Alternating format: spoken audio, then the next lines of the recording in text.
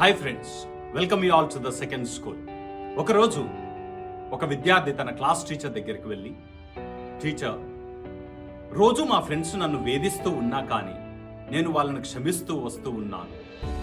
ఇక వాళ్ళని క్షమించడం నా వల్ల కావట్లేదు.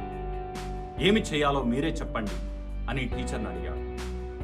అప్పుడు టీచర్ అతనికి ఒక బ్యాగ్ ఇచ్చి, నువ్వు క్షమించడం ఆపేస్తే ఒక రాయి తీసుకొని ఈ బ్యాగ్లో వెయ్యి. ఇలా ఎన్నిసార్లు నువ్వు క్షమించడం ఆపేస్తావో అన్ని రాళ్ళు ఈ బ్యాగులో వేస్తూ ఆ బ్యాగుని రోజు మోసుకుంటూ స్కూల్కి రా అని చెప్పింది. అప్పుడు కొన్ని రోజుల తర్వాత ఆ బాబు మళ్ళీ టీచర్ దగ్గరికి వచ్చి, టీచర్, ఇక ఈ బ్యాగు మోయడం నా వల్ల కావట్లేదు, ఇది చాలా బరువుగా ఉంది అని చెప్పి అక్కడి నుంచి వెళ్ళిపోయాడు. తర్వాత టీచర్ అతని దగ్గరికి వెళ్ళి, మై చైల్డ్, ఇతరులను క్షమించడం అన్నది వాళ్ళని ఎక్స్క్యూజ్ చేయడం మాత్రమే కాదు, కానీ మన మైండ్లో ఉన్నటువంటి బరువుని తగ్గించడం లాంటిది.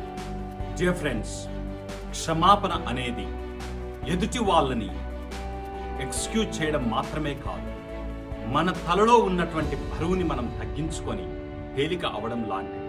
ఒకవేళ వాళ్ళని క్షమించకపోతే మన తలలో బరువు ఎక్కువైపోతుందే కానీ ఎదుటి వాళ్ళకి జరిగే నష్టం ఏమాత్రమూ ఉండదు.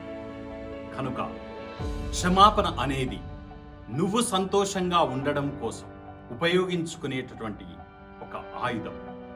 కనుక ఎదుటి వాళ్ళ తప్పులను క్షమిస్తూ ఉంటే నువ్వే చాలా సంతోషంగా ఉండగలుగుతావు. Thank you.